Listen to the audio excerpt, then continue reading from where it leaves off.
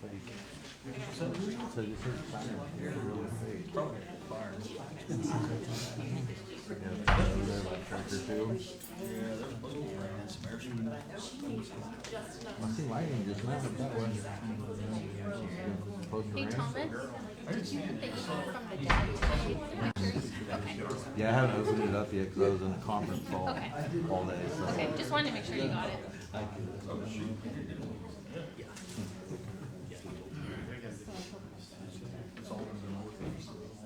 Yeah, of course. Just like the stuff the other day. Right around this. Have raindrops make it look dusty. My car looks like it's Alright, we're going to go ahead and get started. Welcome everybody. It is Thursday, October 24th, 2024. It is now 7. We're going to get started. Debbie, could you please call roll? Here? Here. Here. Here. Alright, we have a quorum. If everyone would please stand for the pledge. I pledge allegiance to the flag of the United States of America and to the republic for which it stands, one nation, under God, indivisible, with liberty and justice for all.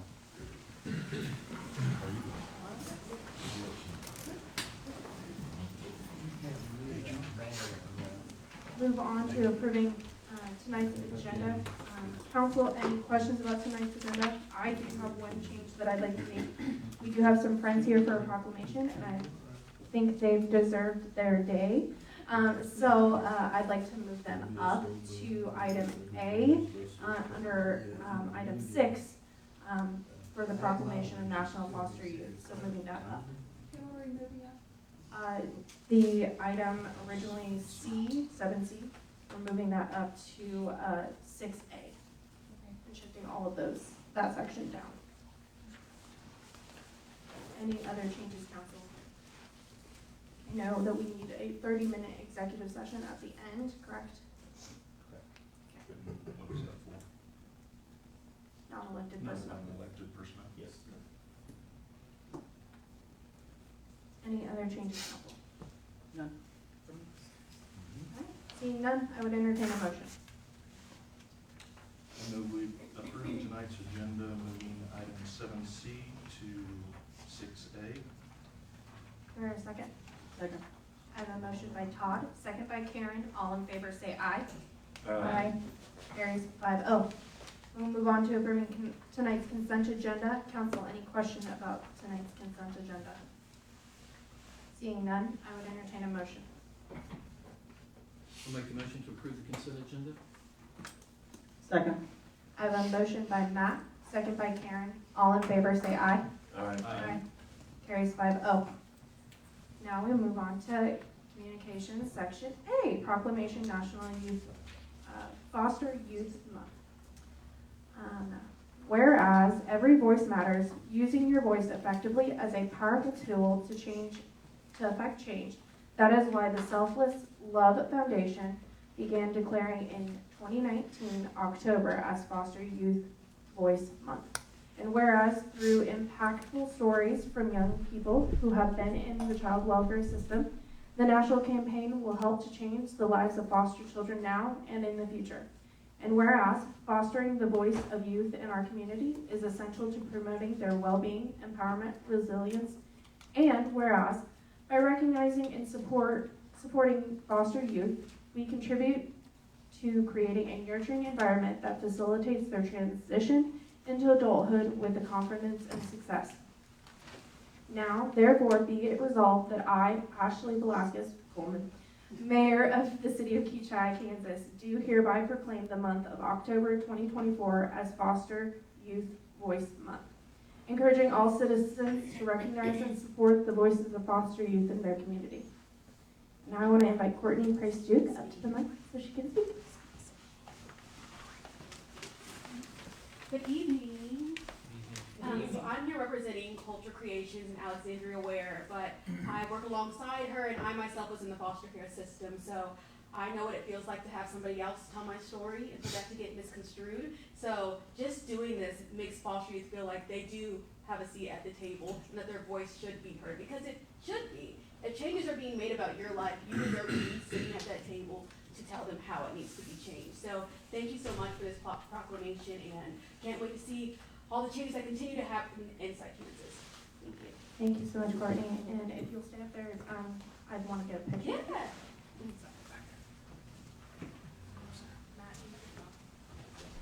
Okay, I have mine. How are you going to take it?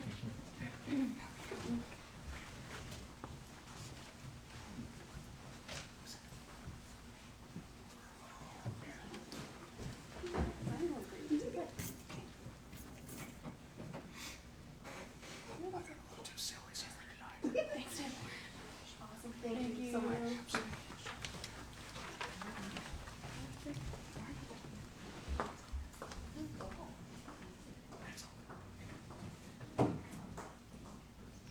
All right, we'll move on to item 6B, Kechi Civic Groups and Committees. Do we have any civic groups or committees here to speak? All right, seeing none, but I will make a plug for the Kechi Fair.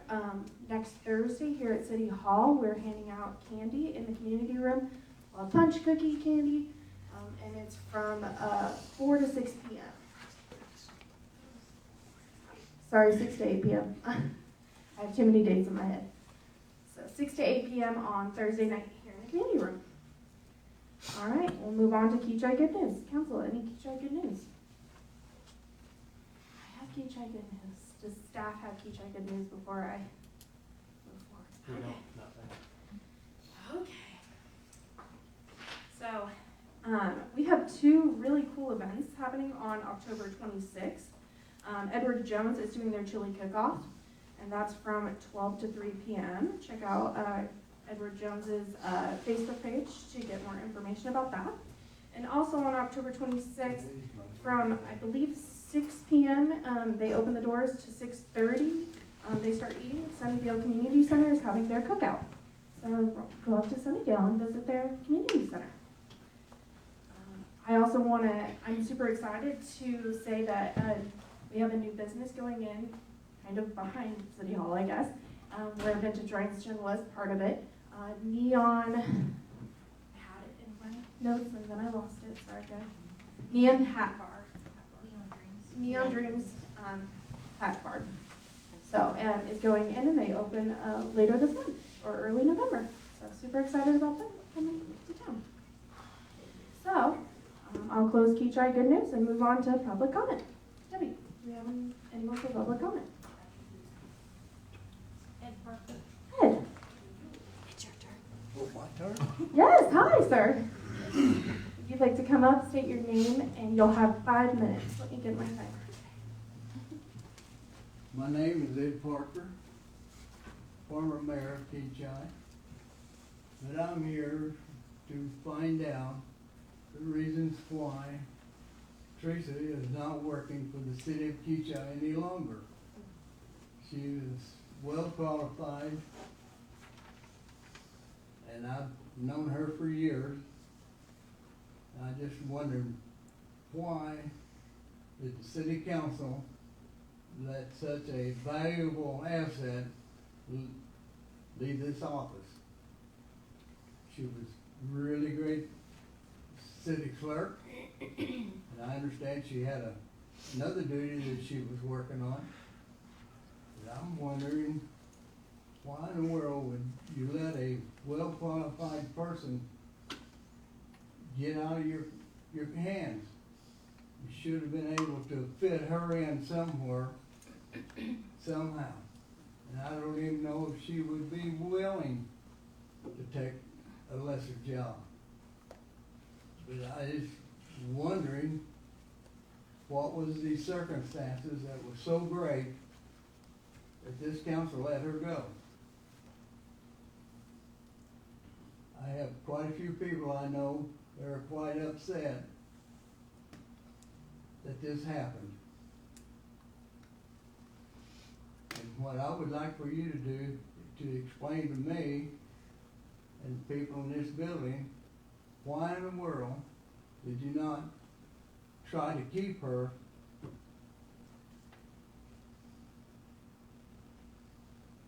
And I can tell none of you wanted to. That's all the comments I have to make.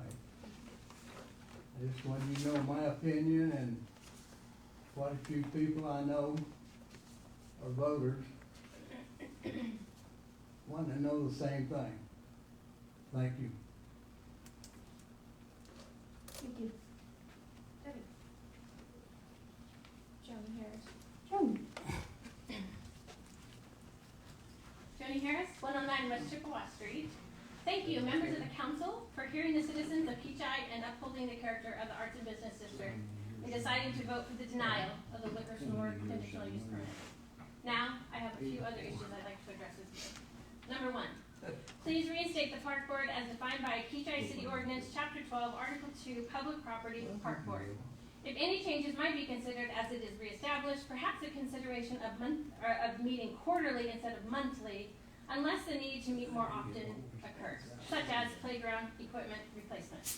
Just today, photos were posted on the City of Kechi community page regarding the condition of the 4x4 posts of the playground equipment.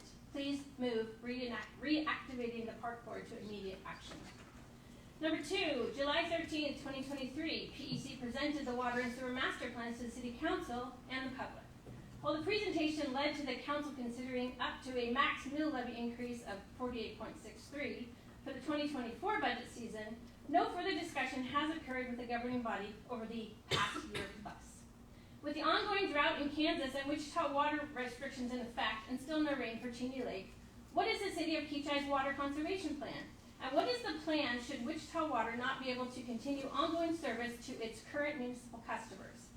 According to the Kechi City Ordinance, Chapter 15, Article 2, Utilities Water, specifically 15-202, service not guaranteed. The city does not guarantee the delivery of water through any of its mains and connecting services at any time except only when its mains, pumping machinery, power service connection are in good working order, and the supply of water is sufficient for the usual demand of its consumers. Code 1992. Kechi's water tower has not been functional for many years, is my understanding, and currently holds no water for emergencies, and the water in it would store would not last long in supplying Kechi's water customers for any real length of time. In 2023, a new water tower was priced at approximately $5 million plus land. I have yet to hear water conservation information shared by the city to residents, nor have I heard what the city's water plan is if a supply issue arises. Number 3, will the council please address why it deemed a 20.72% increase in the amended salary contract for City Administrator Matt Jensby after only 6 months of employment as appropriate? A previously budgeted item is not a sufficient answer. Yes, I am aware of the former administrator's salary. Just because an item was previously budgeted does not mean the same money should be spent now. Mr. Jensby agreed to the original $85,000 contract. The public has repeatedly asked this council to be good financial stewards, especially in a time of high inflation, and to stop the ongoing spending as if money can be spent, and the peoples of Kechi burdened with increased taxes. This is financial irresponsibility. Kechi remains a town of approximately 2,400 people, and no new economic growth in 2024. Instead, Kechi small businesses are facing hardship with the intersection project, which will continue into 2025. And even approving a status quo budget captures increased assessed values of properties and raises taxes. Without new sources of revenue, please stop ongoing and increased spending. Make the hard choices as you are responsible for stewarding public monies on behalf of the citizens of Kechi. If employees need or require salaries similar to nearby cities that are triple or quadruple the population of Kechi and have not faithfully served our city for many years, they should consider employment elsewhere. 2,400 people. Limited commercial district, limited industrial district. That is our reality. And still, Kechi has survived and even thrived since 1888. In conclusion, I thank you for the denial of the conditional use permit for the liquor store. I look forward to hearing your responses to these issues and for ongoing supportive action and decisions by this council for the citizens that each one of you represent. Thank you for your time. Debbie. Cheryl. Cheryl.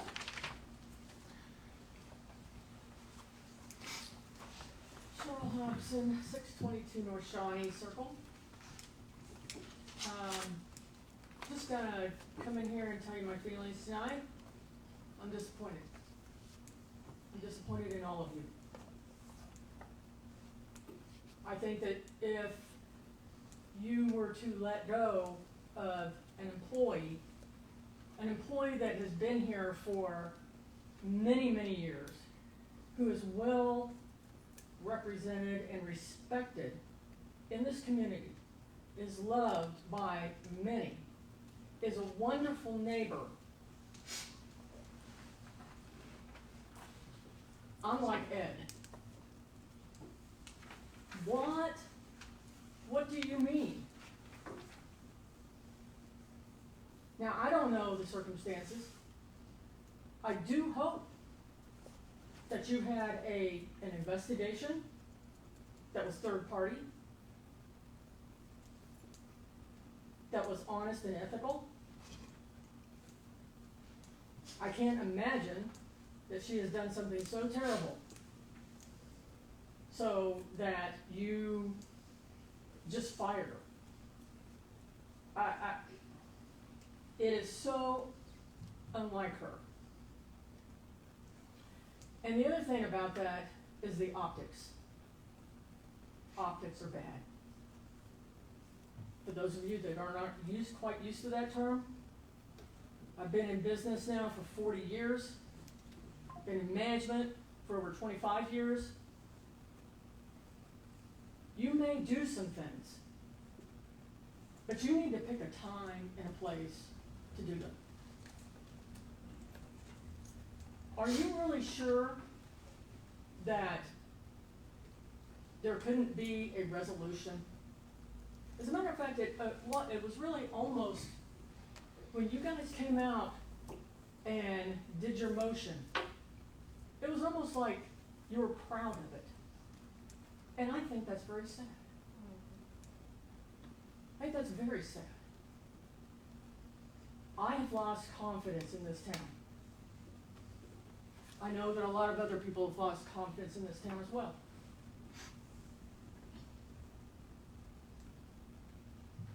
The second thing about that, my other other item that I had also was the city administrator pay raise. Here again, optics. Optics are bad. If you're going to give somebody a 20% raise that is a public service employee, then we need to make sure that it is transparent. We need to make sure that the vote is transparent. There is a lot of talk in this town. It's not good. And it's not good because of these two things. There's been a lot of trust that has been lost here between these two items. I don't need to tell you that optics are a two-way street. They can be, for some companies, a way to spin the truth. But this is Kechi. This is a town. This is a town of people. We don't need to spin the truth. Optics need to be transparent. They need to be out there. We need to be telling people what is going on.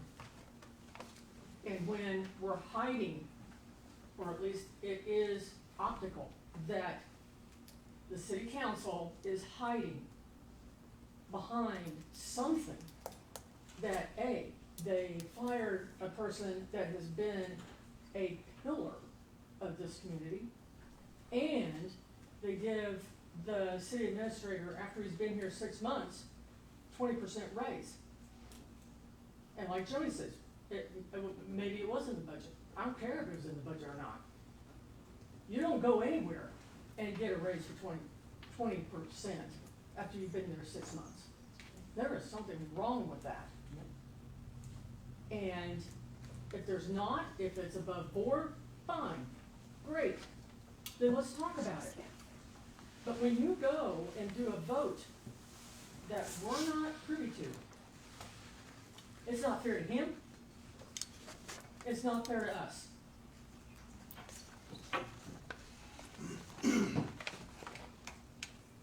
You know, it's, the people that live in this town love this town. Well, I'm gonna have to, so we gave you the 5 minutes. I'll let you have your final thought. Thank you. Thank you.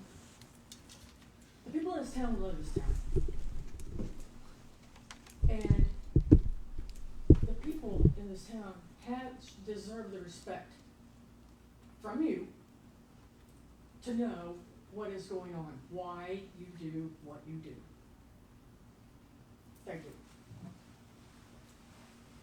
Good. All right. We will close public comment. Move on to new business, item A, 2023 auditor's report. Thank you, Mayor and Council. As part of the city's financial transparency initiatives, Randy Ford is here to give our annual audit. The city has not had an audit presentation to the council for at least 5 years. We feel that it's imperative that our auditor come and speak to the council, the public, so they know exactly where things are with the city. Randy, I'll let you take it from here. All right, thank you. I'm Randy Ford. I'm the audit partner with BFR CPA. So I'm going to take you through the report. Generally, I go through this pretty quickly. I'm not going to just spend a lot of time on it. I am going to go over a little more detail than I would in the normal presentation that we go to every year. So if you'll flip in, so I went ahead and did paper reports. It's just easy for you guys to follow along. So if you'll flip into the third page, that's the one that's on our letterhead. And that's what you really hired us to do, and that was to conduct an audit of your financial statement. The financial statement is yours. We audit that. We help you put this package together, but it's based on your information. So we're your auditors and not your accountants. So if you look at that first page, the second paragraph says that your financial statement does not follow generally accepted accounting principles. That's a common practice in the state of Kansas, other than the very large entities, City of Wichita, the very large school district. Everybody elects out of generally accepted accounting principles. You elect to follow what's called a regulatory basis of accounting. So as a result, that's how we conduct our audit, and that's how we issue our opinion. So that third paragraph says, based on our audit, your financial statement is fairly presented in all material respects in accordance with the Kansas cash basis and budget laws. So that's what's called an unmodified opinion. That's as good as we can give you. We can't say anything, everything's perfect. We don't look at every transaction. And I'll go over this a little bit more in a moment, but when we do the audit, we assess risk. We look at areas where there's higher risk. Sometimes that's based on dollar amount, sometimes it's based on type of transactions. There's various things we consider before we do the audit, then we conduct it. So as a result, like I said, we're not saying that it's perfect, but we are saying it's materially correct. And that's what all audits do. So then after that, it just kind of explains a little bit about those two opinions that are given. And then on page number 2 in the middle, it says that you, the city of Kechi, are responsible for preparing and presenting your financial statement in accordance with that basis of accounting I talked about earlier. After that, then, at a high level, it kind of says what our responsibilities as auditors are. We exercise judgment. Page number 3 says, once again, we consider risk. We obtain an understanding of your internal control. We do not audit your internal control. That's an entirely different engagement. It really only applies once you get into basically SEC type clients. We do gain an understanding so we can plan our audit accordingly. And then we assess the appropriateness of the accounting principles. And then once again, we always use judgment as we conduct an audit. Then included with your financial statement is supplementary information which supports the financial statement, but we audited the financial statement. I'll kind of explain that here a little bit more. And then on the last page, it says there's prior year financial information included. That was actually done by another auditor, so we didn't audit that. It's just presented for comparative purposes. So that being said and done, page number 5 is your financial statement. So your financial statement is a summary of your activity for the year. Your beginning cash receipts, expenditures, ending unencumbered cash, adding back any accounts payable to get your actual cash in the bank, and then there's a reconciliation of your cash. So your financial statement includes the activity of the city of Kechi, as well as what are called related municipal entities. You have 2 of those. That's your building commission and your land bank. So those are, and your attorney would give you a better description of this, but they're in essence separate entities, if you will, but they are brought in on the audit. It's not a consolidated audit, it's just a related municipal entity. So they are included in the audit. They have very little activity in those, but they are included. So that's your financial statement. Then starting on page 6 are the notes to the financial statement, which are considered a part of the financial statement. So first, it's just general disclosures that are in virtually every financial statement you ever looked at throughout the state of Kansas. First, it explains what the city is. Then it kind of describes those two related entities. Then the basis of accounting, so it explains this regulatory basis because it is different than generally accepted accounting principles. And on page 7, it gives at a very summary level the difference between your basis of accounting and generally accepted accounting principles or GAAP. Then information about your budget and tax cycle, and always remember too that a financial statement is really prepared for third-party users. So really somebody that doesn't know anything about you. So there's a lot of information in here. Whether you could do it, verbatim, but you understand that because you prepare your budget, you're involved in that. On page 8 is just some more information regarding your funds. The note 2 on page 8 relates to your cash and investments. So you guys carry a significant amount of money in the municipal investment pool. So you really carry most of your money in that, and that maximizes your interest. So you have the ability to, in a short amount of time, move money out of that investment into your cash, which as a result, like I said, maximizes the amount of interest you have. So then if you'll flip to page 9, down there on the very last paragraph, the third to the last paragraph, it shows that at the end of the year, you had a very small amount of money in the bank. And once again, you do that on purpose. So everything that you have in the bank is covered by FDIC insurance. One of the things we do when we do the audit is we'll check to make sure you have sufficient coverage. Once again, you always do because you have such little money in the bank. You have a significant amount of money, but once again, mostly in the investment pool. Page 10 is just a little more general information, just general things that are in there, once again, intended entirely for third-party users. On the bottom of page 10, over to page 11 is information about CAPERS. CAPERS isn't your retirement plan, but you participate in it. So as a result, there's required information presented, even though you're just a participant in it. One of the things that is presented is the net pension liability. So there's an actuarial calculation made each year on CAPERS to determine if it's over or underfunded. It's underfunded, it's actually that amount has gone down significantly. That underfunded balance is then allocated to all the members, so every city, school, whatever in the state of Kansas gets a share of that. So your share of that is $841,000. It's just a disclosure, it's required to be in there. It doesn't go on your books. And like I said, that has gone down significantly over the last couple of years. Page 11, note 8 are the transfers. So these are transfers you primarily would have made at the end of the year, moving the excess, for lack of a better term, funds from perhaps utilities, operating funds, those type of things. The statutory authority for those are presented on the left side. Getting here, you do have a couple of ongoing capital projects. Most of those were actually completed last year. There's a little bit of carryover on those, so most of the work related to that happened in prior years. So we're just handling the disclosure. And starting on the bottom of page 12, and most of it goes over to 13 and 14 is your debt. So that first section is just a summary of your debt as far as the debt you had outstanding as of 12/31. So it starts first with the city, so your various GO bonds, temporary note which was paid off, you had a lease purchase, you had that note payable related to the gas purchases a couple of years ago. Then the debt related to the building commission is down at the bottom. So then, on page 14, is the summary of the activity for the year. Beginning balances, additions, you did add in a new bond in 23, payments, year-end balance, interest paid. So that goes through the different types of debt. You'll see the temporary note was paid off. It was paid off with the 23 GO bonds. Your motor grader, which would be paid off this year, in that state treasurer note. Same thing with the building commission. Then on page 15 is the debt service schedule. So it shows 5-year increments. For 5 years, and then 5-year increments. So as of right now, you'll be debt free in 2043. So it shows, like I said, by the type of debt, the principal, interest, and then to the far right, the total. And the same thing for the building commission.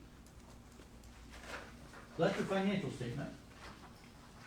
Then the next section is your, so this is the supplementary information I talked about earlier. We audit this in conjunction with the financial statement, but not specifically. That being said, page 16 is an important schedule that demonstrates your compliance with the budget law. So it shows the budget that you certified for the county, you know, in credit, so total budget compared to expenditures, key column is the far right. Negative is under budget, so it's one of the few times we would say negative is good. A positive number would be a budget violation, so there were no budget violations.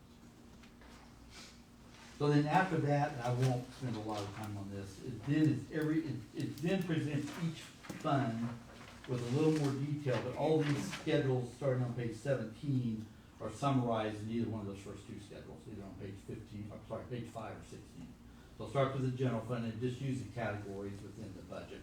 Your books have way more detail than what's presented in here. This would be 200 pages long if we tried to do that. So start with the general fund, street and highway, then you have a few reserve funds like capital improvement, equipment reserve, those types of things.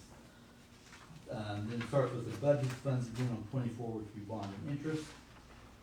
Then the utilities follow that, actually the capital projects, and then the utilities, which are budgeted funds. Then after that, then are the reserves for that. And then you have, those two related municipal entities are on 34 and 35, so they have their own funds. And after that is just your deposits, which are considered agency money.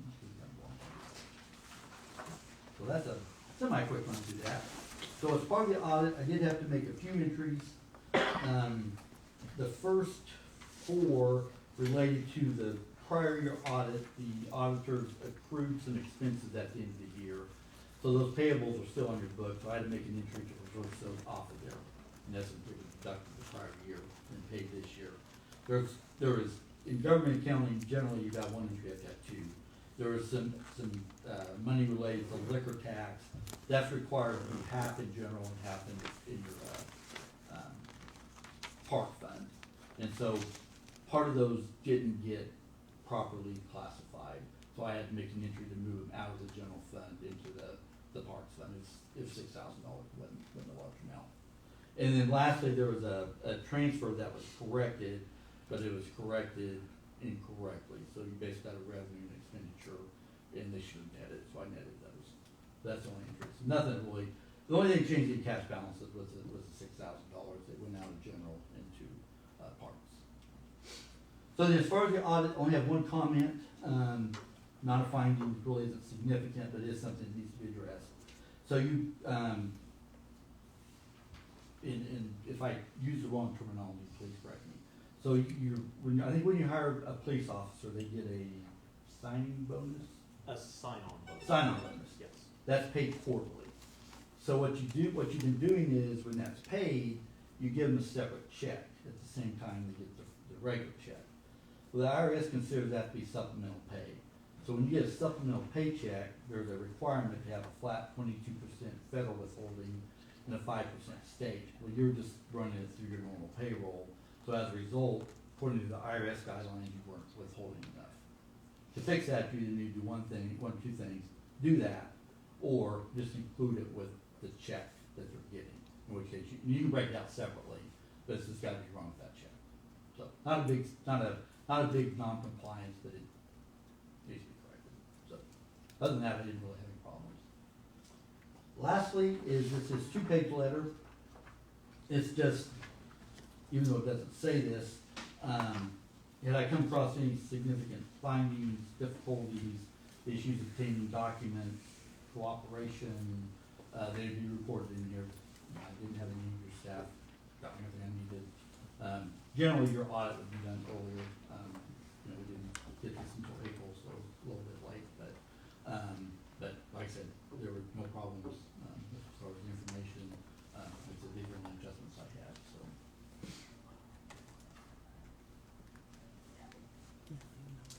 Any questions? I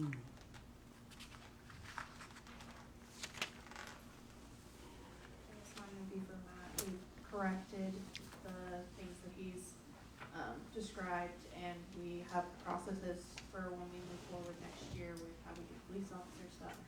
We do, All that. we corrected those with the payroll, yes. Other questions, council?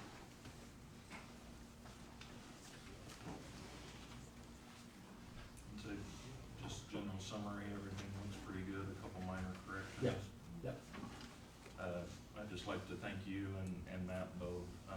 This is the first time I've seen any presentation at all on our audit. It's previous years, it's just been said, hey, we passed our audit, everything's good. And that was the basis of our information, so I really appreciate the visibility. Well, and part of that is, you know, I want people to understand what an audit is and Right. what it is not, and it's both. And that's, and we try to attend every year we do an audit, we try to somehow attend the meeting, so. Thank you. I have a random question. Sure. So is there any type of ratings that applies to these type of audits? I know there's a big thing there, Well, so basically, I work with a lot of schools, but, right, so it's pass fail. it's pass fail. Pretty much, yeah. Yeah, so, and that's where an unmodified opinion is pass. Yeah, There's no grade. yeah. It's not like bonds. Southern County gets all these AAA bonds, it's good for them. Yeah. I don't think you read it right now. And this will be available online after the meeting. It will, yeah. Randy is providing us an Yeah. electronic copy and it will be posted on the website. Any other questions, council? Again, thank you very much, Randy. All right, Appreciate thank it. you. Thank you very much.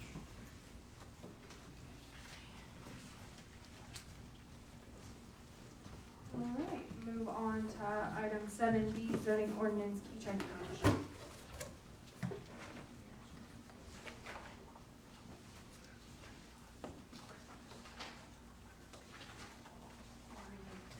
Sorry, gone. 8 pages in. I'm just gonna get this one. I call item 7B, a consideration of case number Z-2024-01, a request to allow property annexed by the city of Kechi to be zoned as A1 agricultural district zoning district. Before I proceed, would any member of city council wish to abstain from voting on this agenda item due to conflict of interest, bias, or any other reason? Seeing no, let the record show that there is no abstention and that a quorum of 5 council members is present. As a reminder, a valid protest accounts for petitions from the owners of 20% or more of the property being rezoned, or 20% or more of the property within the official notification area, as the city clerk determined a valid protest for this case. The Planning Commission held the public hearing for this case on 10/8/2024. As the council received a summary of the public hearing found in the unapproved meeting minutes.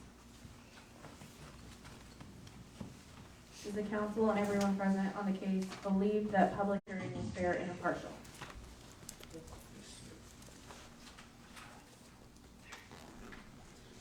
I will now call on zoning administrator Dustin Belton to present the case report, background information, and the planning commission's recommendation. Thank you. Case number Z 2024-01, Kechi Township, with board members Steve Lee, Gerald Seibel, and Mark Shelley. The request of property being annexed by Kechi to be zoned as A1 agricultural district. The size of the lot is about 29.5 acres, and it's generally located north of Kechi Road on the east side of Hillside, seen here. This is Kechi Cemetery right over here. We'll see some more pictures here in just a minute. The applicants are requesting property being annexed by the owner's request be brought into the city as A1 agricultural district. The property is generally located north of Kechi Road on 61st on the east side of Hillside. It is currently undeveloped and unplatted. The applicants are planning on building a shop for storage of agricultural machinery with a small office for work for Kechi Township. The applicants own one of the adjacent properties to the south, 6558 North Hillside, which is zoned as A1 agricultural district and has a building used as an office/break room for employees. The other property is zoned, another property to the south is zoned as A1 agricultural district and developed with a single family home. On September 12th, 2024, City Council approved the annexation of the property. The property has never been developed. To the north is rural county. It is county residential. South is A1, as discussed earlier. To the west, Park City zoning is R2, single family and undeveloped. Public services. Hillside is a 2-lane paved arterial road with ditches. The requested zone change is in conformance with Kechi's 2040 comprehensive plan. Page 2 of the plan states to coordinate efforts, avoid duplication, and establish a working relationship for implementing plan proposals between the city and other cities, Kechi, Grant, Lincoln, Payne Townships. Staff believes this request, Staff believes if this request is approved, will help further the working relationship between the city and Kechi Township. Based upon the information available prior to the public hearing, planning staff recommends that the request be approved. 1, the properties to the north are unincorporated and zoned as R or rural through Sedgwick County. They are developed with family residence and for agricultural use. Property to the east is zoned and developed for agricultural use. Properties to the west are unincorporated and are incorporated into Park City, zoned as R2 and developed with single family. Properties to the south are zoned as A1 and developed with single family home and office owned by Kechi Township. 2, the request of rezoning is in conformance with Kechi's 2040 comprehensive plan. 3, rural water, Sedgwick County 2 and Evergy serve the property. All public services are provided to the area. Staff do not see a significant increase in public utilities or services. 4, staff do not see any issues with the subject property being zoned as A1 and used in the way proposed. 5, the property has been vacant since at least 2006. Staff does not anticipate that approval of the request will have significant negative impacts on surrounding properties. 7, the request of a zone change is in conformance with Kechi's 2040 comprehensive plan. 8, staff do not expect negative impacts on community facilities. 9, no input, positive or negative, has been received from the public. Here's the aerial map. This right down here, this little guy, is owned by Kechi Township. Here's the zoning map showing the unincorporated Sedgwick County and Park City over here, bordered in a pink border. A1, which is green. Future development plan map shows the location here, which is good for mixed and traditional in that area. Site photos. Over here is west of the property. You see single family homes here and undeveloped for Park City. Subject property looking east, bunch of trees. To the north is a driveway with a bunch of trees and other bushes. And to the south, this is the building currently owned by Kechi Township that they use for an office / break room. That is the one last request for Kechi Township. I do think that council should consider waiving the fee for the application for the zoning for Kechi Township. But that is the end of my report. Do what? Can you tell us how much that fee is? It's a lot. It's like $300. I want to say it's close to $500. Wow. We have immediate access to how much it is exactly before we vote on something. I would rather, I know, I'm sorry. Give me a minute. Okay. Thank you. Yep. So basically, and why you're looking that up, they want to build a public works building, Yes. in a nutshell, I mean. Yes. Okay. Other questions for Dustin while he looks up my other answer? what's the reasoning behind waiving the fee? Interdepartmental, or, intergovernment, cooperation. Usually, you scratch my back, I'll scratch your back. They're a smaller community. I don't think sticking them with a $500 fee is feasible to them. I know they help assist Thomas with roads sometimes, Thomas assists them. It's just a courtesy that I've seen done in the past. This is the first time I've requested it, but just helping out a neighbor. And I think historically on that, we've tried to work with Kechi Township in partnership. And I don't know if Thomas is here. I mean, we've worked really hard to build a relationship with Kechi Township. And so, your thoughts on that? I mean, I guess. It's sometimes it's better than other times. There's an issue. Yeah, I mean, that's totally up to you guys. We normally stick to ourselves and do what we do, but there's not a whole lot of across lines working Yeah. with a majority of the townships. I would say I probably work most with Grant Township Mm-hmm. because they are also in the Sunnyvale area Right. and maintain it. But so from time to time, it's probably been a few years since we reached out and scratched each other's back to say, but So this is an olive branch if they decide to do it, is what you're saying. $580. Okay, thank you. Yep. Any So- other So just to be clear, before we leave this, so the majority of the residents are paying taxes to the city of Kechi and the city and the town of Kechi Township. So whether we waive it or not isn't gonna make a big difference.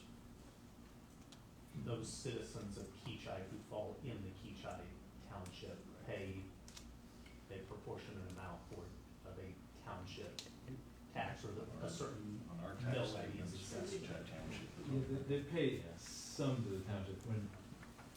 When a property is just in the township, they pay everything the township levies.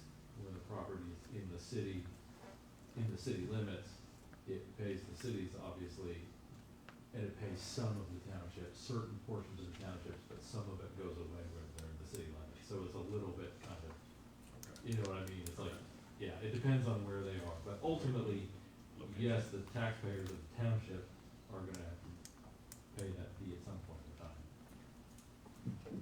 So basically, it's taking it out of one pocket and putting the other. Yeah, to a certain Right. extent. If I may, Go ahead. I'm a little unclear of what the exact benefit of this would be. I'm hoping maybe The- somebody can clarify. The $500 for this in general. Perhaps, Are you talking about the whole deal. the whole thing? They want to move their, they already own the property and they want to build and move their main location here, but they can't do that because it's Sedgwick County regulations. Because it's in unincorporated, they have restrictions. Ours are less lenient and we can navigate through the regulations to allow them to do what they want. So Paul, when we annex a portion of land into the city, there's no zone, the city doesn't have any zoning tied to that. So if we had a builder come to us and wanted to put in a housing addition that wasn't in the city and requested annexation into the city, we would annex that property in for its intended use, which would be residential. So when it's annexed into the city, which we're doing now, we're annexing it for its intended use. Their intended use is agriculture, so that's what we're annexing it in as. Under agriculture. Thanks for for its that intended clarification. use. Yeah, we're not changing any current zoning. It's not zoned anything under the city right now, we're just applying the zoning code to it. I got it. Thank you. Any other questions for Dustin? Seeing none? Thank you, Dustin. Thank you. I don't believe the township or anybody representing them is here, correct? The applicant. So I'm gonna go through these and we're gonna look at each other really stupidly. Does the applicant wish to present any new information for council consideration? Not here. Does the council have any questions for the applicant who's not here? No. Seeing none. Does anyone in the audience wish to respond to the applicant or provide any new information that was not made available during the public hearing? Seeing none. I'm gonna go back and we're gonna go through the points like we did last time. And you will agree with the recommendation or disagree and provide a response. Item 1, the zoning use and character of the neighborhood. Agree. The conformance of the requested change to the adopted or recognized comprehensive plan and policy. Agree. Adequacy of public utilities, roadways, and other public service relative to the anticipated impacts of the proposed use. Agree. The suitability of the subject property for the uses to which it has been restricted. Agree. Length of time property has remained vacant as zoned. Agree. Extent to which removal of the restrictions will detrimentally affect nearby property. Agree. Conformance of the requested change to the adopted or recognized comprehensive plan and policies. Agree. Impact of the proposed development on the community facilities. Agree. Public input. Agree. Alright. Assuming all necessary information has been received, council has 3 options. Adopt the planning commission's recommendation of approval, override the planning commission's recommendation of approval with a majority 2/3 majority vote of the governing body membership, which is 4 votes. Return the case to the planning commission for further consideration, along with a statement reporting the basis of our failure to approve or deny. Does the council have any further question or discussion? No. I would entertain a motion. I'll make a motion to approve the zone request, waiving the filing fee for case Z-2024-01 for Kechi Township. You want to include the ordinance? Did I, or was it ordinance? Do we have to do 2? Not as You can do it in the same motion, that's fine, it's the same thing. Okay, I don't see the ordinance. Ordinance 1840-24. 1840-24. So do you need me to reread that? We can just include it in that. And second? I have a motion to approve the recommendation by Councilmember Brewer, seconded by Councilmember Hedstrom. Is there any final discussion? No. I would entertain, all in favor say aye. Aye. All opposed say nay. Motion carries 5-0. So is that without the? Without, correct. Case number Z-2024-01 is approved. The approval will become effective on the date ordinance number 1840-24, correct? Is published in the Ark Valley News. All right, appointment of city treasurer. Mayor and council, state statute requires the city to appoint a city treasurer along with other officials in the city, such as a city clerk. Currently, the city treasurer position is vacant, and we need to appoint our deputy city clerk as city treasurer. Any questions, council? Seeing none, I would entertain a motion.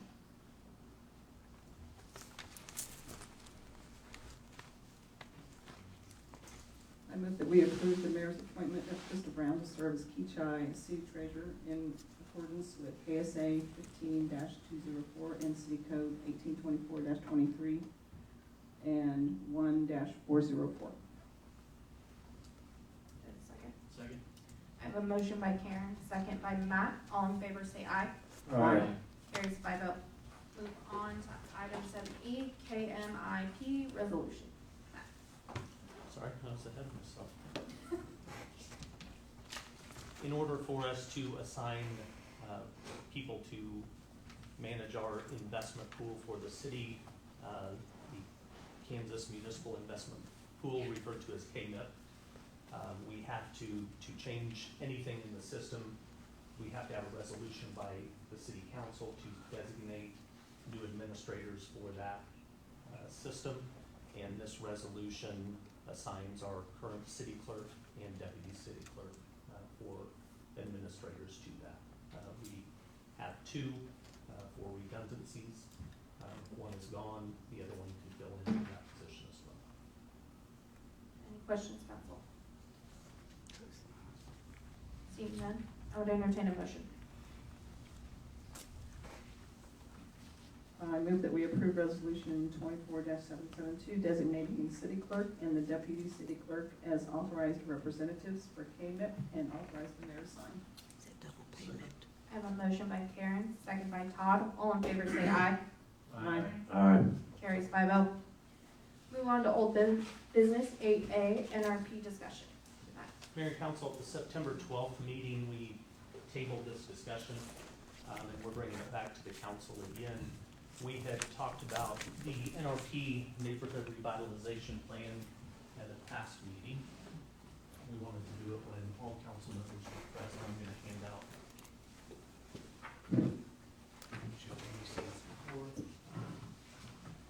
And really what we need to discuss is just a couple items on here, being the length that we want this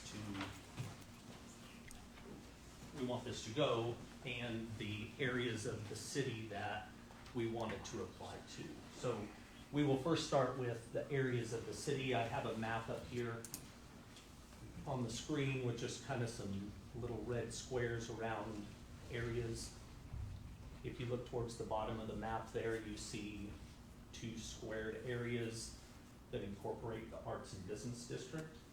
So the NRP would provide property tax relief to residents wanting to make improvements or build new homes in those areas, and commercial developers wanting to take advantage of property tax abatements in those areas as well. So if you look at that map, we can adjust those any way you want.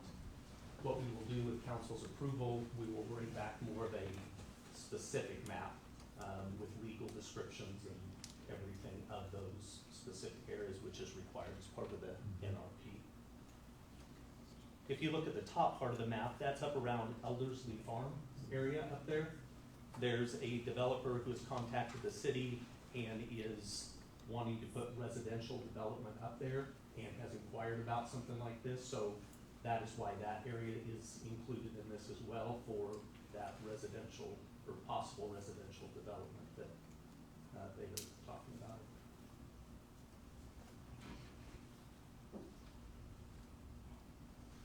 Council questions? Council question. So do those areas look consistent with the thoughts that you have? And I think maybe this question came up before, but I just want to reiterate, you certainly don't have to do this, I just want to point out some options, is, you know, you can designate certain areas for certain uses being eligible. So for example, just as an example, you could make that northern area, this is where residential incentives would be available, but this area to the south would just be commercial incentives. You know, I mean, you don't have to do that, but I'm just saying, you can divide up the areas that way as well. Good point. Thank you. And both, so like in the south area, it could be both residential. Absolutely, it could be, yeah. Yeah, But if council we has wanted to total restrict that northern area to residential only, we could. Yes. Well, I mean, not you said that the zoning would be the zoning, Right. but you could say in this northern area, the only projects that would qualify for For NRP would NRP be residential. would be residential. Mhm.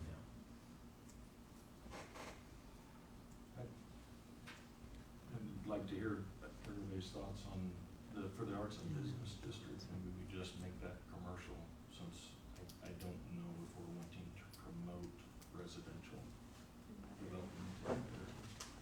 There's, I mean, you can certainly do that. Of course, if there's a project that's like a downtown area with commercial on the bottom and residential on top, which you see, you know, of course, I keep giving you 180s, but I'm only pointing out what you can do and what I've seen in other places. Thank you Yeah, for I the think legal like- things that you make us think Our of. comprehensive plan talks about like owner occupied type businesses, with commercial in the front, residential in the back, so I guess I would suggest that you not limit it to commercial only, because that is, you know, one of the I mean, things that. my opinion is I'm inclined not to limit either one. Right. So this does not include the industrial area further down. No, it does not. The reason it does not is because those industrial properties tend to use IRBs rather than something that would be afforded in a NRP. It's just more beneficial to an industrial facility than an NRP. Just wanted to help. I think I really like this because since we're working in this area anyway, and there will be some, possibly disruption to businesses or, maybe some property that needs to be, refreshed after, you know, all the work that's been done around it. Yes. This is a great opportunity for businesses to take advantage of it. I agree with Karen. Any thoughts on any other parts of town that you would like to see this apply to?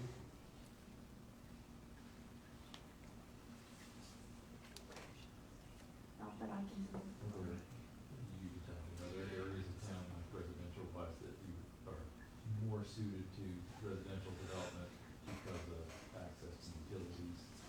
Yeah, I don't, Okay. yeah, not that. Sometimes that comes up. But if these areas are consistent with what your thoughts and visions are, we can square those up, work on the legal side of things, and then in our final draft that we bring to you, we will have those areas designated. If these are consistent with what you want to see.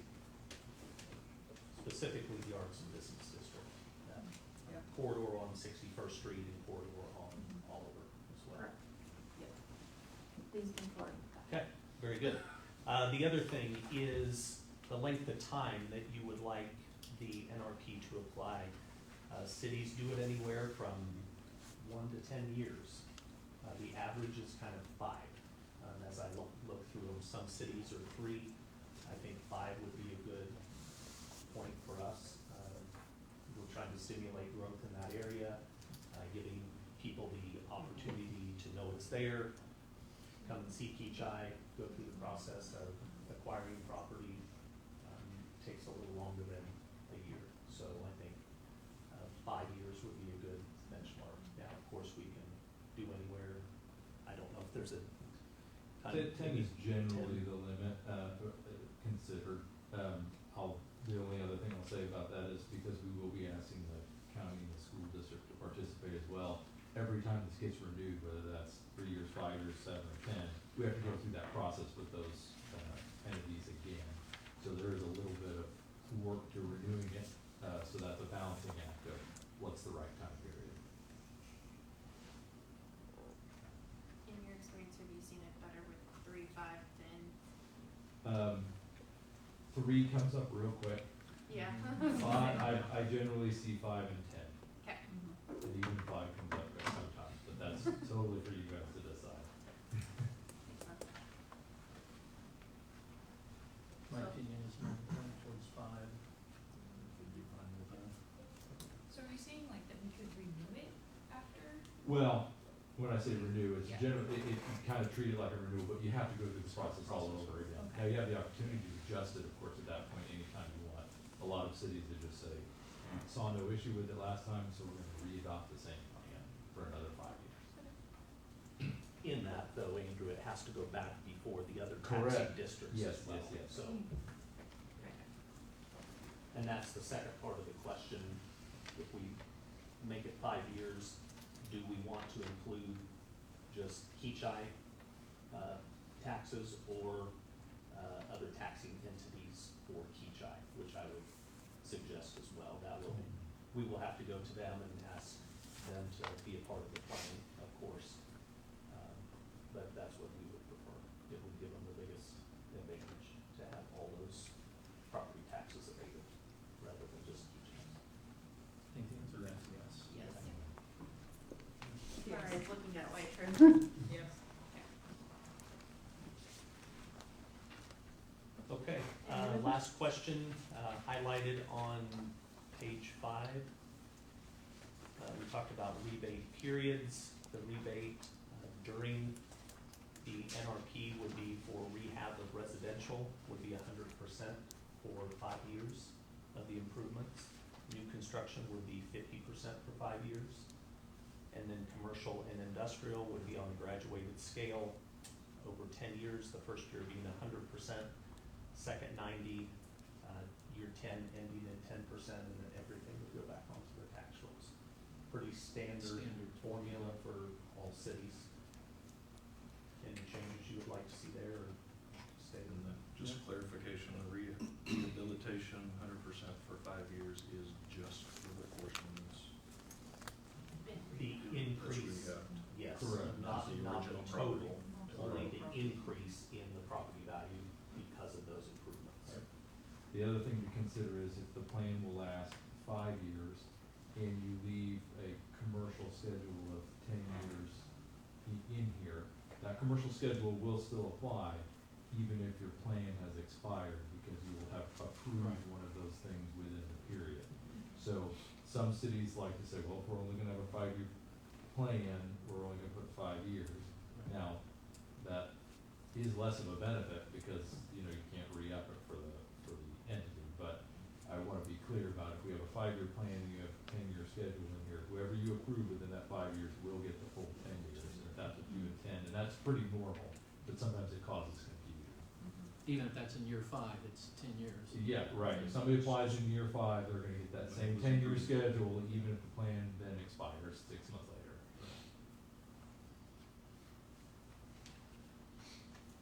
I'm in favor of keeping it 5 years, but it's, I don't vote, so. 5 on the commercial? Or- The rehab. Well, 5 Oh, on the- 5 on residential and Yeah. commercial. Yeah. We understand the schedule. It's Yeah. just when they sign up is when it starts. Correct. yeah. I don't see anybody disagree. Okay, Yes. well, if that's consensus, we'll move forward and we'll bring this back to council maybe December, maybe January, just kind of, we're gonna have to do a lot of work Yeah, between now and yeah. then. So, Maybe some more to do. yeah, we will bring it back to council for discussion and possibly final approval. Yes, Okay. thank you. All right, item 8B, park board discussion. Mayor and council, we had talked before about reestablishing the park board. We know that volunteerism for those positions has been tough. We know that a lot of people who volunteer for other civic organizations within the city are on all the same committees. So we had talked about the possibility of consolidating some of those boards. Other cities have done that. I talked to the city administrator in Valley Center. They have a consolidated board. I also spoke with Neil Owings, who is the chair of that board, and we had a pretty good discussion. He said the reason they decided to consolidate was the same issues that we're facing with getting people to volunteer for those civic organizations. He said in their experience that getting people to volunteer for advisory type boards is very tough. So an advantage that they saw with combining their boards, first it was the park and tree board that combined, and then they added the cemetery and arts to that, so it's all one combined board. It's a 7-member board, 5 from within the city and 2 members maybe from outside the city within the area of influence. I don't think they have any, I don't remember what he said. I think everybody on the board now currently resides in the city. So he said the people who are on the board at this time, they encourage people to serve who have passions in certain areas. So passion for parks, passion for arts, passion for whatever part of the city you want to represent. They have monthly meetings, however, they're more of ad hoc type meetings because they don't always have agenda items. They found that to work very well, so people who are volunteering their time aren't just showing up, wasting their time for a meeting that doesn't, have any substance to it. So, their consolidated board has worked very well. He did say it's important to know that they act in an advisory capacity only. There's no budget for the board or anything like that. They are advising the city council of projects throughout the city. But for Valley Center, it has worked very well. I know Kendra and the mayor have talked to the fair board as well, and maybe you could share some of your discussion with the fair board on what you talked to them about. Actually, I have questions first. Sure, yeah, yeah. So, did you ask in depth to the city administrator about so it's park and arts is what they have now? Well, they incorporated arts into it. Okay. So I talked to the city administrator and he said, talk to me. Neil Okay. knows more about it because he's been there since the inception of the board. Okay. For Valley Center, they don't have a huge arts component to their city. So he said he doesn't remember, other than maybe dedicating a memorial within the city, anything that's been arts related. So they just don't have experience with arts related type Okay. things because it's not really a component of their city. You want to talk or I can't? Can you use your mic, please? Yeah, sorry. Yes. So I brought it up at the fair board meeting, and we discussed having a workshop with all of the civic groups to really discuss what they're doing, what fair's doing, what the park board could potentially do, what's working well, and also include city council so they can hear from the civic groups and see what's happening in our town and what's working and what's not, and maybe figure out how we can better communicate and work together. Yeah, I guess more of an informative type meetings. I don't think that most people know what we're looking for. Right. We have Halloween coming up, and we need people to help decorate and things like that. It's just, I guess, getting the word out of what specifically we need people to help with. Which decorating doesn't take that much time, just an hour or two. Things like that, just to share, to get the word out, is what was recommended. And we do want to make sure that we acknowledge the fact that the civic groups are nonprofits. They are not a part of the city officially, and so we cannot force them to combine with us or anything like that. That's not what we're asking. We're just trying to figure out some efficiency stuff where we're not duplicating city services, to our residents and taxing the people who are volunteering, because it does weigh on the volunteers, on That's how much we do. Yeah, we're just asking to So, start the conversation with yep. those other groups to see if it's something that may work for them. So I would suggest that we start looking at dates for a workshop, and get a meeting scheduled so that we can probably after the first of the year, because we only have two more council meetings until the first of the year. So I would encourage us to really look at that and contact the other civic groups to see when is the best time for all of us to get together and really talk about what we want to see in the future. Yeah, and we brought it up in, I had brought it up in meetings, even with the chamber, but I know they can't combine, they have to be their separate entity, but, I got them kind of brainstorming, I guess, on how can we improve communication within the groups as well, not planning stuff on top of each other, same dates, things like that.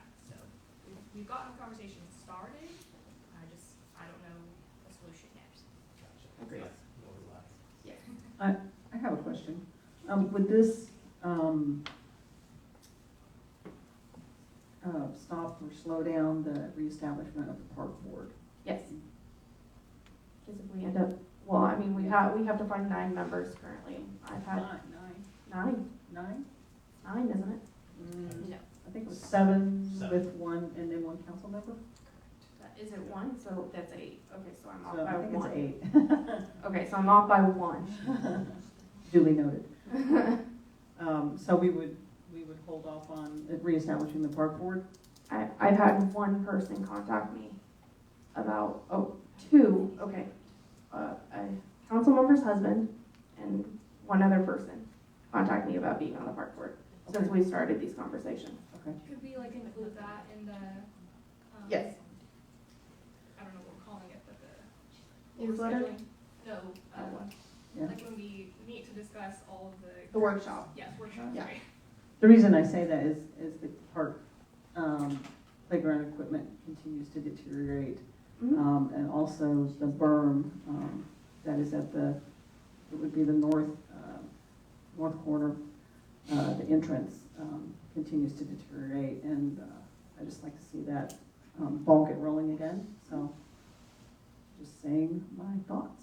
I think the other part of it is figuring out what the park board is advising us on. Is it just park equipment? Is it grants? Is it how we decorate? Is it events? I think those are the things that we need to ask the community and ask them what they want to see from that advisory board.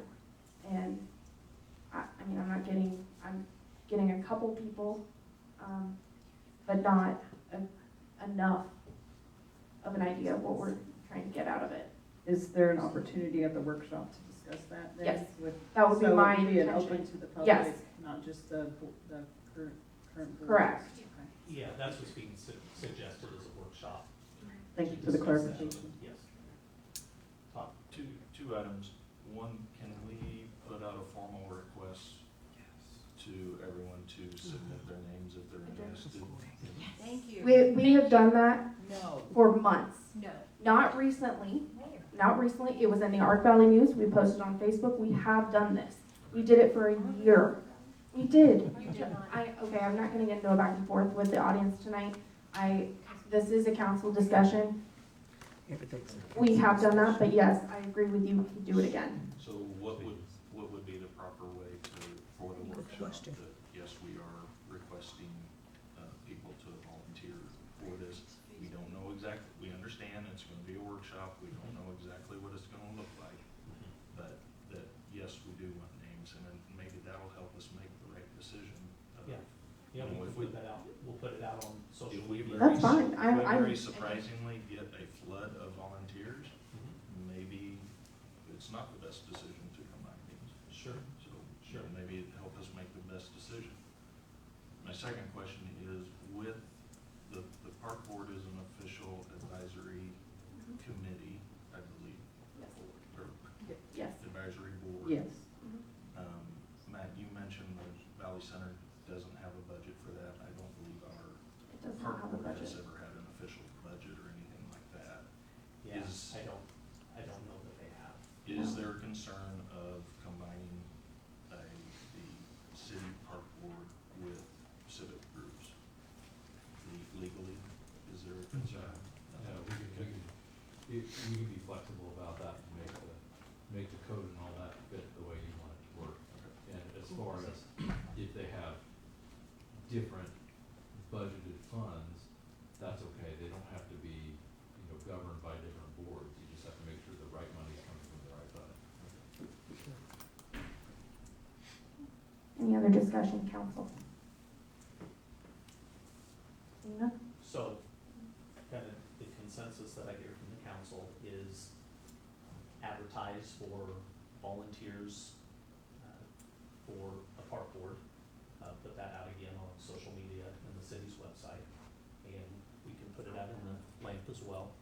See if we get any volunteers, and in the meantime, organize a workshop to discuss this as well. Am I hearing everybody? Yes. Yes. Okay. All right, we will move on to council reports. Does any other council members have a council report? Actually, do. Go ahead, Todd. So, just some feedback, for some questions we had at the intersection meeting on October 11th. Had a good discussion with the Harrises and had a few questions specifically that I wanted to get feedback on. On the sidewalks for the main questions were, the minor changes in sidewalks and the crosswalk that, from the original revised plan to what we're doing today. So these weren't addressing the original all up turtle in the middle plan or anything like that, so. Regarding the west sidewalk south of 61st Street, was removed for 2 reasons. PEC said the existing ground elevation on the west side was going to have a very steep grade down to the sidewalk, so the decision was made to take that out and ease the transition down to the curb, so it's not such a sharp grade. The other reason was just that it would save money too, so we were looking for ways to keep the cost down. The sidewalks that are not attached to the roadway are not eligible for the KDOT grant. So anything, crosswalks, approaches, things like that that are connected to the road are apparently eligible for the KDOT grant. So that was part of the other reason. Let's see. So secondly, regarding the crosswalk, it was added to provide walking access to a possible future park down by Losh Lane. There are no official plans for a park down there, but it is something that has been mentioned, and they wanted to, we can use KDOT funds to allow for that if it's a possibility in the future.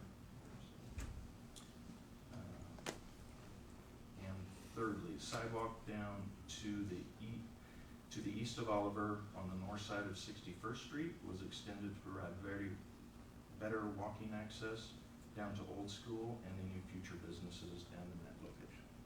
So those were the responses from PDC.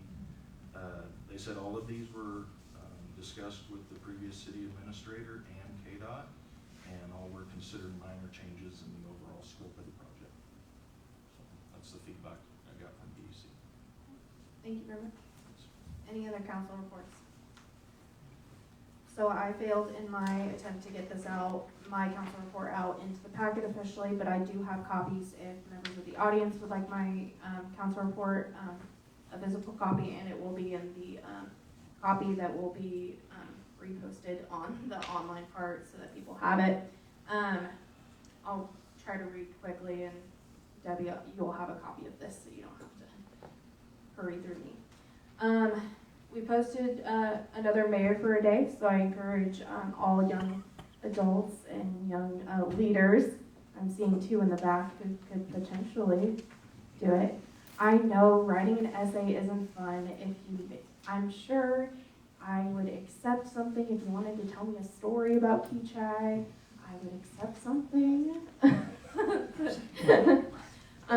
But we would love to have some young leaders get with us and be able to win that Mayor for a Day. That's ongoing until November 7th, so that's the last day.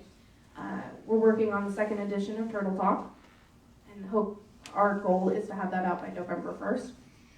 Talking to the residents and groups about the park board and civic groups, so I've been out talking to people and figuring out what we want. Spoke with residents about various topics such as the parks, road projects, communications, and so on. Meetings that I've attended this month, or in September on 9/14, I attended the Sedgwick County Association of Cities meeting. They discussed the Purple Heart cities and counties, and we were also shown a presentation from the Hugo Wall School. The next meeting for that organization is November 16th. We moved to that date because of Veterans Day. I was a part of a panel. I was on the panel for the Regional Area Economic Partnership, discussing various topics about economic development, transportation, poverty, and the unhoused. Business leaders, legislators, REIT members all attended to learn from each other. That was on 9/26. 10/11, I attended the public meeting regarding Kechi and Oliver here at City Hall. And on 10/13, I attended Stand in the Gap at Open Streets ICT. This was to help bring awareness to the need to safely reduce the number of kids in foster care, specifically here in Sedgwick County. We have over 1,400 kids in foster care. So. Committee meetings meetings that I've attended: Fair Committee on 9/11, 9/19, 9/26, and 10/17. Arts Council, I went to their event on 10/6. And I volunteered at Movies in the Park on 10/6, and I got to hang out with all the police people. And then the fair was on 9/28. So that was what I did for the last 2 months. All right. If there's no other council reports, I'll move on to staff reports. We'll start with Public Works. Public Works. Hi, Thomas. It's your turn. Hello. It's been a while, so Oh. figure out that public speaking again. Most of the report is the same. We do a lot of stuff over, repetitively, reading gas meters, water meters monthly. We're the ones that are falling off. This month, we started fixing some of our nuisance leaks. If you guys remember in the summertime, we did a whole citywide leak detection. We found some nuisance leaks throughout the city, which are just little leaks that are bubbling up on a union or a shut-off or something of that nature that we can either tighten most of the time or change out pretty quickly. And we had about 42 of those in the city. Those have all been changed and fixed. We also started back up on our changing out our old water system, old water meters. We have some meters in town that are 30, 40 years old that will not read with our AMI system that we have in. So we recently purchased about 150 1-inch and 3/4-inch meters to start changing those out. So you will see probably Jason or Vern out changing those in the pretty much the older sections of town, changing those meters out. A lot of the newer ones have newer meters. Good news, I guess they started all over now, got in some of their materials and got their equipment down there, so we should start seeing more work and more things moving down there. So I've been trying to pay attention to that, have Earl following Mayor and Apex around for our sewer rehab projects. I just got a itinerary or things that have been done so far from PEC. So 90% of the manholes that we're gonna have rehabbed have been cleaned, have been sprayed, the ladders have been removed, they're ready to start rehabbing those.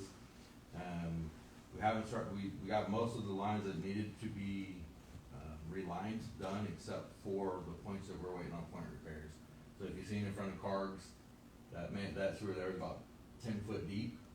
We also had to compete with AT&T and their fiber optic through there, so some things are moving a little slower. And then we will be next to F&H, kind of in that neighborhood, where we vacated water and now we're fixing sewer. So other than that, we trimmed trees. We've been working with PEC on a gas water hydrant project. That way we can map all of our hydrants and water valves throughout town. Those will be available to any staff that's able to get on there and look those up, so they don't need me around to tell them where they're at. Also, what's nice about the hydrant is that it will give us our flow rates through those hydrants, which is, once we're done, we'll be able to send that on to the Sedgwick County Fire Department and link that into their GIS mapping. That way, if we ever have anything that should happen, that they need that, they would have our stuff already at hand to figure out which hydrants would best suit them to hook to for firefighting operations. We repainted and fixed the 53rd across from Heights, the water pump station there. So if you drive by there, it's been repainted. The interior, the drop ceiling's been redone. I don't think it's been done since I've been here, so it's probably a little overdue. But I forgot about the fair deal that we had. Didn't add that in. But we did have dump day. On dump day, we had over 200 drop-off loads of brush, which is about 3 times the normal. And then we also filled 7 30-yard dumpsters worth of trash. So there was quite a few people dropping stuff off dump day. Other than that, if you have any other questions for me, we'd be happy to try to answer them. I just want to say thank you. You've done a lot. And we notice it. We appreciate it. So thank you very much for your service. I don't have any questions. Thank you, Tom. Thank you. Police Department? You seem to be injured. Yeah. Well, we'll go ahead and address that real quick. It's on the council report. Blew out a shoulder, have to have some tendons repaired, so I'm looking at 16 weeks of slip-on shoes and elastic pants. Just gonna be what it is. So, I will be in the office though. Wednesday is my scheduled surgery. They want to get me as soon as possible, get the repairs done. And then, I'm looking at 16 weeks of light duty, so I'll be back that following Monday in the office working through my team. So, it's what happens when you have too much fun with your kids, a little roughhousing and Pops gets hurt. Anyway, we'll tell that story later. That's my lie, I can tell that one, right? So, we've had a minute before I've had a chance to stand in front of the council or the community and talk about, what we have going on, just based on, the last council meeting that we had. The first thing I wanna talk about is, Facebook. I've had some people ask me how come we don't engage in community pages on Facebook and different things. The biggest reason is misinformation. I'm not gonna get on there and waste a lot of time trying to sort this and that out, and whatnot. There's just too much misinformation out there. So, with that, as we've always said, there's always an open door. My office is always open, the coffee's always on. Please, give us a call, come in, sit down, talk with us. We'll have that conversation. You wanna go on a ride along, we'll jump in the car and take a drive. We'll have the conversations. There's not a person in this community that's not welcome in my office. Come in, sit down and talk. Some of those topics have come up, so I just wanna kind of clarify a few things real quick, when it comes to that. Calls for service. We've got some people question our calls for service. I contacted dispatch approximately a week ago. We've had 1,310 of calls for service for the city of Kechi since January 1st. So 1,310, that was a week ago. If we average that out to the day and the month, that puts us at about an average of 5 calls per day in the community. So, but I wanted to describe some of these things because I've heard the word crime rate and all these other things thrown around, and I don't think people quite understand the definitions of those and how they apply to law enforcement. Calls for service, it's a realistic measurement of how busy a police department actually is. Calls for service can range from anything from removing a snake from somebody's flower bed, a barking dog, to kids playing in the street, whatever it might be. Any reason why somebody would contact one of our law enforcement officers. It's also any time we check out on the radio with a citizen or maybe in the park, whatever it is. It's just in general, we've had communication with dispatch stating that we are on a call of some kind, handling business. I've heard the word crime rate come out and how Kechi just does not have the crime rate. And you're right, we don't. That's a great thing. Crime rate is actually the measurement in which crimes are being reported in a community. These are criminal actions that have been called in reports filed by the police that then go to the state, and the state compiles statistics on that. I was going to pull those statistics. The latest one that's been released is of 2023. I became the chief of police, I believe it was around March or April of that year, and there were only 5 months reported in that, so I could not pull an accurate statement from that. But I can say with those statistics, Kechi is one of the safest communities in the state of Kansas. Proud to say that, actually. So crime rate actually goes down when your calls for service are up. That means your law enforcement is out there, they're making contacts, they're seeing people, they're pulling people over, which displaces crime in the community. Now, somebody coming up from Wichita and sees cars being stopped in Kechi, they're not wanting to bring attention to themselves, they're going to tend to stay out of the community. That's what we're about. Caseload's another number that comes up sometimes. Caseload is one of those, I'm not going to call it an arbitrary number, but it's just a number of how many cases we have cut inside of our police department. A case is only cut when documentation is necessary. This can be anything from a simple argument between a couple with no crime, no criminal element. It could be dogs barking, or it could be a vehicle theft with a crime element to it. A case does not count as a statistic to the state of Kansas unless there is a crime associated with it. So you will not see cases in your crime rate. Only when there's a criminal element in those cases will they show up on crime rate. So in summary for that, Kechi does have a high calls for service for our area because we have an active police department. When you have an active police department, it displaces crime in the community, thus making the community safe. Further on that, I want to talk about flock safety. It's come up here at the podium a couple of times. Again, another source of misinformation. The Kechi Police Department has not entered into contract. The police department has not budgeted. The police department has not done anything with flock safety to even start the ball rolling on bringing that program to our community. There have been talks of flock safety amongst ourselves as a tool to maybe keep the community safer, or when we have actually used flock safety to track down scrap metal thefts here in the city of Kechi. We've actually traced them back to Park City. It is a system we have access to in the surrounding communities. We don't have any active cameras in Kechi. We're not paying for anything in Kechi right now. So why that keeps coming up, I'm not sure. But we're not spending money on it. That's not what we're doing. On spending, I want to talk about our fourth quarter budget. We're in the fourth quarter, we have 2 months left in this year. As we stand, Kechi Police Department is at 35% remaining budget for the year with 2 months left. Out of an $850,000 budget, 35% is a pretty healthy number. We're doing all right. So, I talked about light duty. Sorry, I had to jump around my notes here a little bit. So that's some misinformation that's out there right now. I hope that cleared some things up with people. But please, y'all come talk to me. Come open up the office door. I'll pour you a cup of coffee. I've got some semi-comfortable Amazon chairs now we can sit on, or we can jump in the car and we can take a ride and we can discuss whatever y'all want to discuss. Nothing to hide here. We're here. You know. With that being said, I do want to talk about an interview that we had today. We made a conditional offer and it was accepted. So Kechi Police Department is now fully staffed for the 2024 year. As we know, in 2025 we have another position that we'll be filling. We got some candidates in that standing right now, so just have to wait for the clock to count down on that. Some things that are kind of holding us up right now is obviously injuries.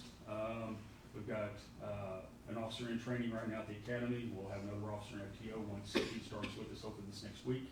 So it's just a timeline thing. Once we get those things cleared up and training taken care of and officers kicked out, you're going to see more of a presence on the streets than the three of us that we have here tonight.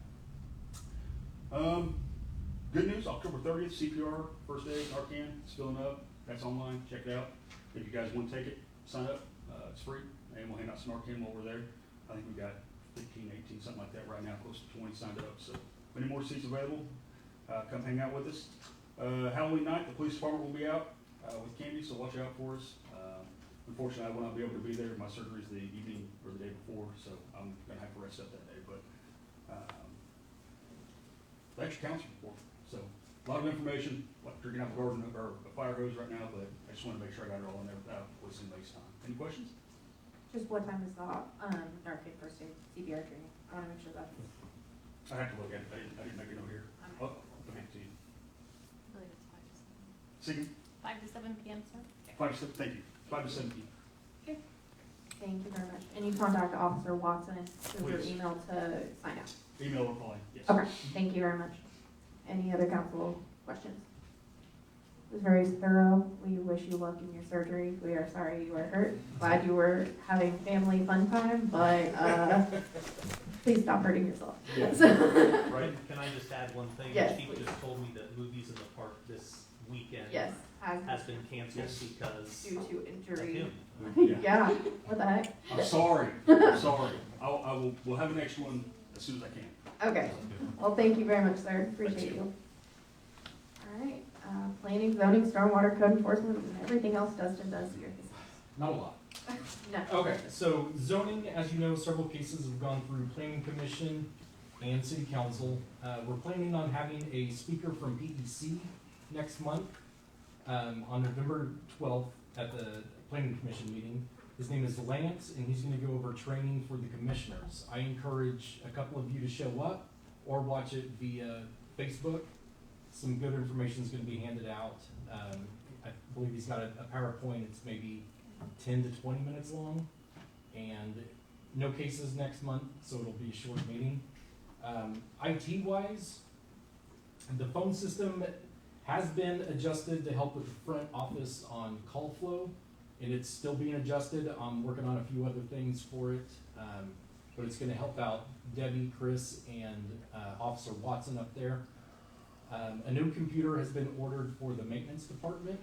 The reason why I bring that up is there's a couple issues with it. It's running extremely slow, and it's on Windows 10. It can't be upgraded to Windows 11. So there's 7 to 9 computers within the city that need to be upgraded so it can go on to Windows 11. In 2025, I believe it's October 14th or 15th next year, Windows 10 is no longer supported by Microsoft. At that time, Windows 10 is becomes more vulnerable to malware, viruses, and things like that. I encourage you, if you have your own personal PCs, consider getting Windows 10 or an updated operating system sometime before October next year. And remember, don't click on links that you don't trust. don't open up attachments from people you don't know, all that kind of stuff. Stormwater, we are starting the MS4 report for 2024. It takes a few months to go through, make sure we've got all our I's crossed and our T's dotted. Code enforcement, no big updates at this time, just a few complaints coming in and those are being handled. Awesome. Okay. Thank you. Administration. Mayor and council, I don't have a lot to add. I would just thank, other than that, I don't have anything unless you have any questions for me. I just want to give a special plug to that. I was on the focus group when they were creating that, on how they want to engage public officials, and so I helped that, and I've gone through Kansas leadership training 2.5 times. So, and it's a very long. I mean, the other one, not this one, but the other one is a pretty in-depth version on how you become a better leader. So, definitely, if you don't take this one, take the other one. That one costs a little bit more, but it's definitely worth it as well. So, all right, executive session. Well, you can go on our way to executive session. Madam Mayor, I move we go into executive session. The subject to be discussed during the executive session is non-elected personnel. The justification for closing the meeting is discussion relating to non-elected personnel matters. The time and the place which the open meeting shall resume is 9:11 in the city council chamber. Second. I have a motion by Todd, second by Kendra. All in favor say aye. Aye. Aye. Aye. We are in executive session. Where's the switch? I need to know what lure you're using. I need to know what time of day it was. I need to know what the on is.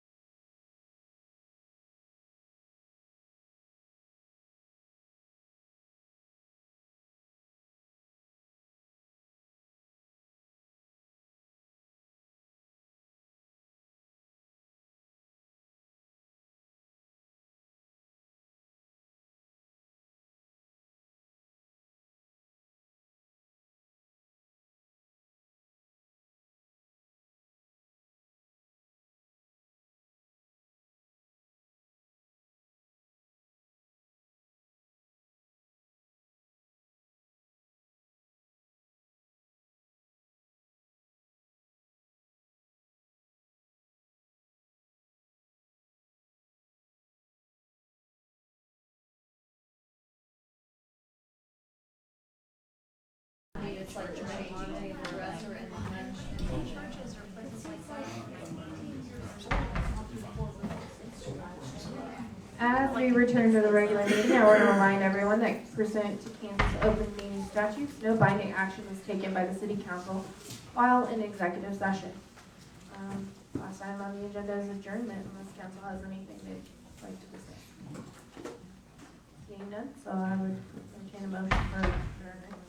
I do want to say that Sedgwick County Commissioner, I believe both of our commissioners are actually coming next council meeting to speak.